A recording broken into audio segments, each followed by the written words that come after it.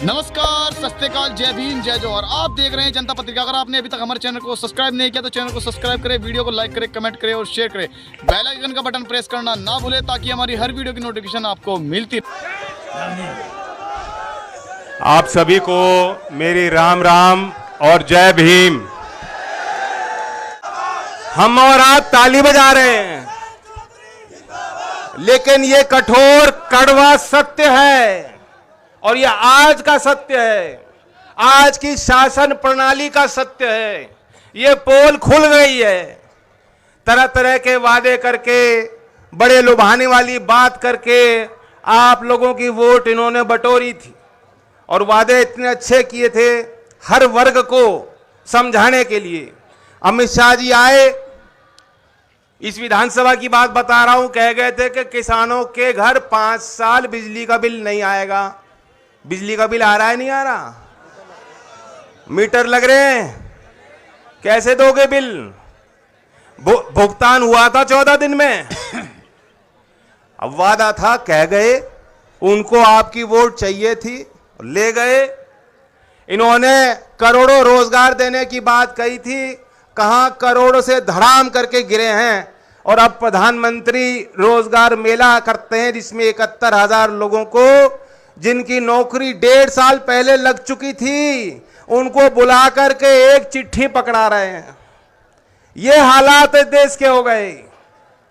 गरीब के हौसलों को ये लोग नहीं समझ पाए, गरीब के इरादों को ये नहीं समझ पाए, गरीब के सपनों को ये नहीं समझ पाए।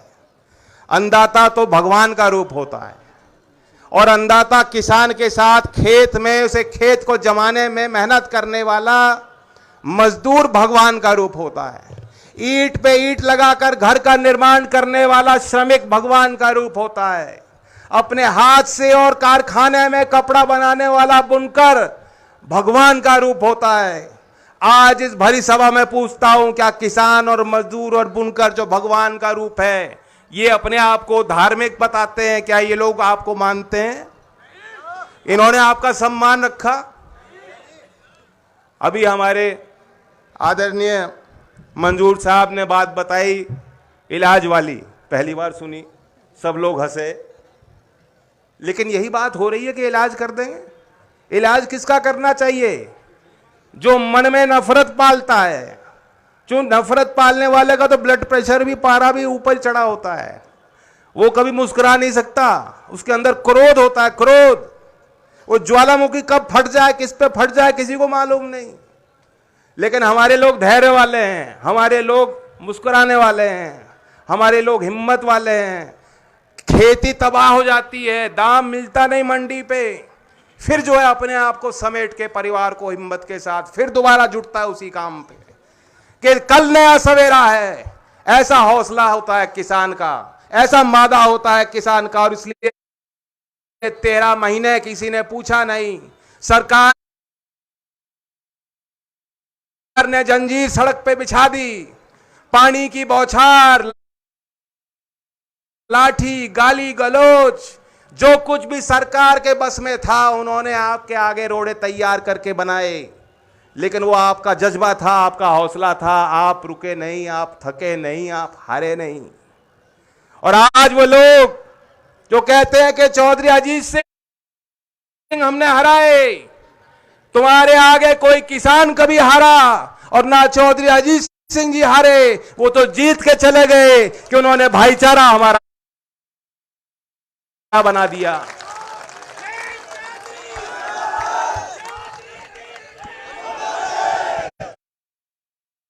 और अब ये समय बताएगा।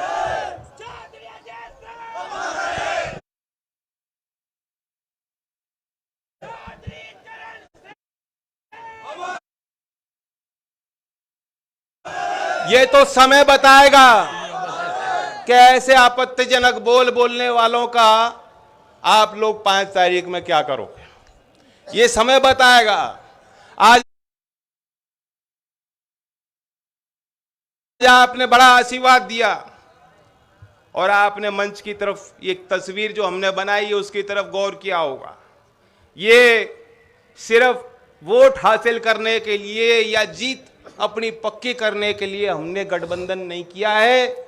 ये एक उभरते भारत की नई तस्वीर और नए लीडरशिप की तस्वीर है। एक नया सामाजिक समीकरण है जिसके बल पर खतौली से चलकर दिल्ली का समीकरण हम बिगाड़ देंगे।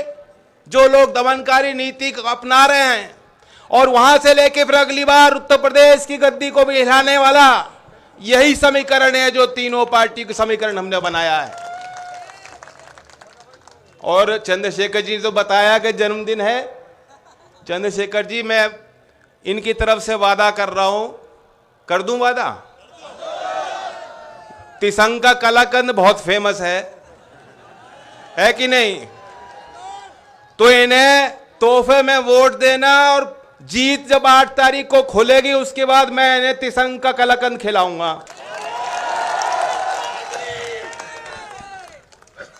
नहीं, मीठा तो ज्यादा पसंद है ही हमें।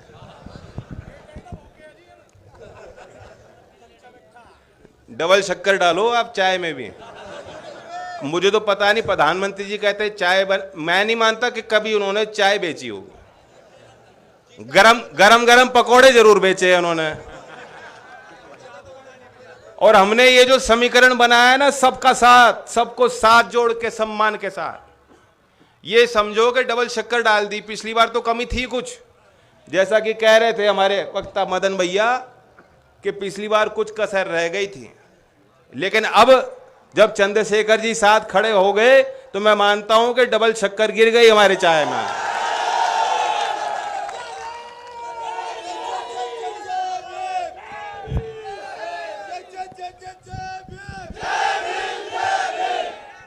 देखिए, बाबा साहब ने जो आप देखें उस कॉन्स्टिट्यूशन असेंबली की डिबेट्स को पढ़ेंगे, उन्होंने एक चिंता व्यक्त की थी।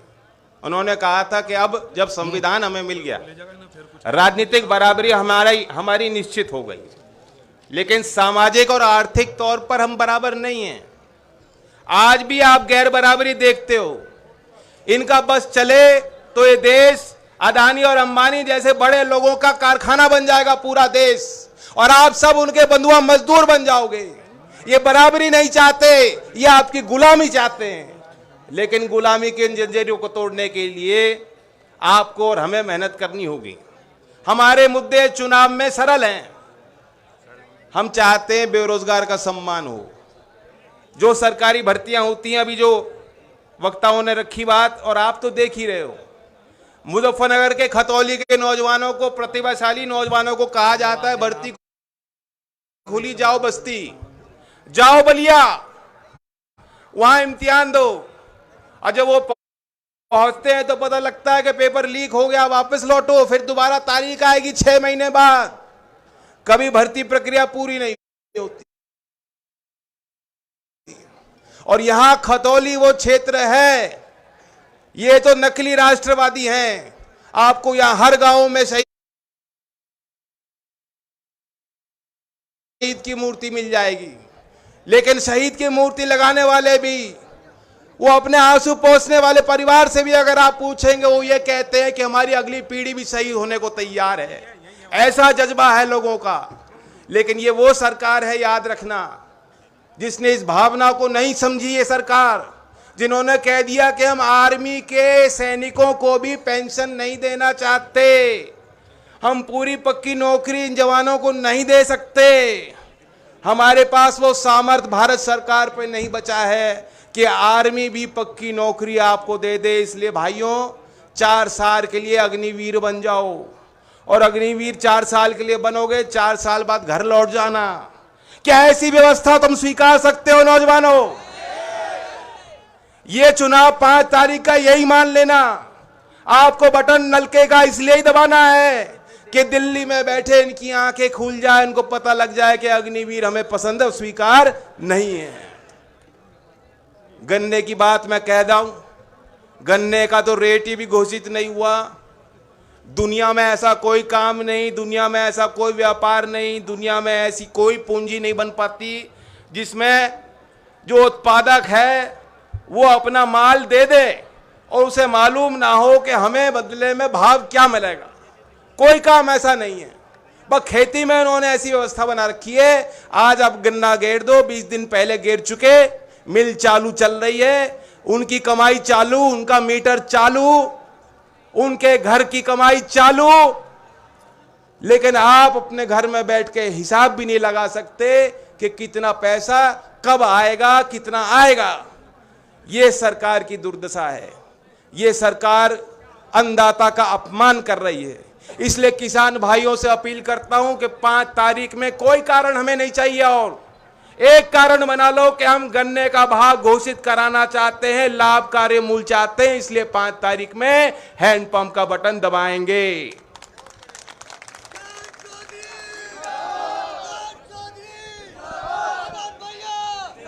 मुझे लगता नहीं समझदार को समझाने की जरूरत पड़ती है। आपके हाव भाव को देखकर मुझे चैन आया है। आने वाले दिनों में मैं भी आपके बीच रहूंगा, प्रयास करूंगा सभी गांव में हम लोग चलें।